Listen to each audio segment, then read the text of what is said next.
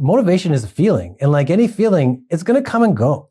It doesn't mean that something is wrong with you or that you're lazy and you wake up one day and you're like, I just don't feel motivated anymore. That's expected.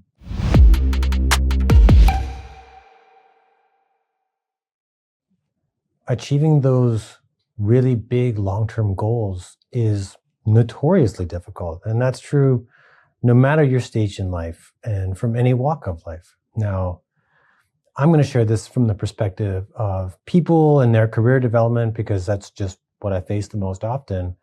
But the same principles hold true for a student in school or someone dealing with physical fitness, I think personal relationships, or pretty much anything that demands that you engage in long-term goal-oriented behaviors. And I've only got a couple of points to share. And the first one is, it's probably worth understanding why it's so hard in the first place to go chase down these long-term goals. And then the second one is, what can we do about it?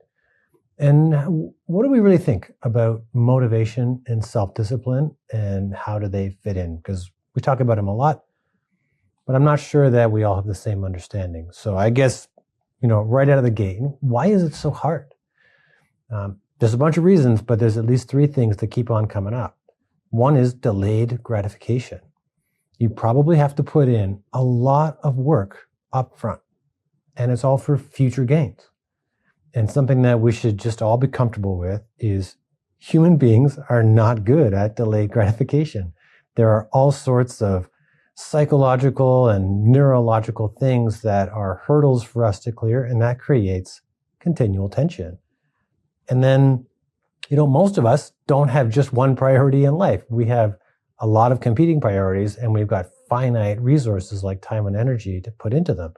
So you're continually having to split all of this time and energy. And whenever you do that, again, there's tension because there's a chance that something goes astray. And then sometimes, especially in business, there's direct opposition. There's somebody else who wants to win that client. There's somebody else who wants to close that deal with their product. There's other people that want that specific job that you're after. And if they get it, you don't. So it's more than just keeping yourself in check. Now, with that as a very, very basic primer, let's talk about motivation for a second. This will be key. Motivation is a feeling. It's that state of mind that really gives you the ability to initiate, persist, and drive intensity towards your pursuit. If you truly want something, and I mean you really want it bad, that is very psychologically powerful. And motivation harnesses that energy and channels that energy into your goal-oriented behaviors. And, it feels good. It feels like you're the Karate Kid in a karate montage and Eye of the Tiger soundtrack is playing in the background.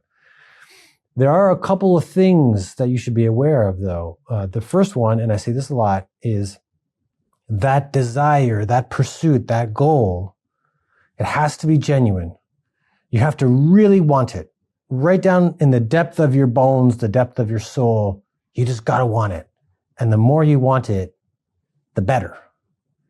Now, this is not the place to substitute a goal that you think you should want, or worse, something that someone else, a coworker, a boss, parent, partner, whoever, has chosen for you, because there is no power in that. You don't want it. If you're really honest with yourself, you don't want it. So it generates no power for you to harness. And that is very unlikely to lead to success. The second thing is motivation is a feeling. And like any feeling, it's going to come and go. It doesn't mean that something is wrong with you or that you're lazy and you wake up one day and you're like, I just don't feel motivated anymore. That's expected. That is going to happen. You should plan for it. You should even note it on your calendar. There's going to be that day. Now, this is where self-discipline comes in. Self-discipline, it's not a feeling.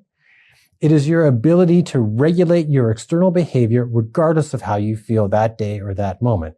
It doesn't feel great. It feels kind of like a grind, but it's important to get you through those lulls in motivation. And this is where some of the ideas in books like Atomic Habits can be helpful, because you can take out some of that, grind feeling and maybe even absorb and incorporate some of those goal-oriented behaviors into your normal behaviors. Because if you do that, it becomes effortless. You don't need all of this energy and focus to keep it going if it just becomes part of your regular day. Now, it's almost obligatory. Which one's more important, motivation or discipline or self-discipline? And in my opinion, neither one of them is more important than the other. The fact is you're going to need both, because without motivation, you don't get started. And without self-discipline, you don't finish.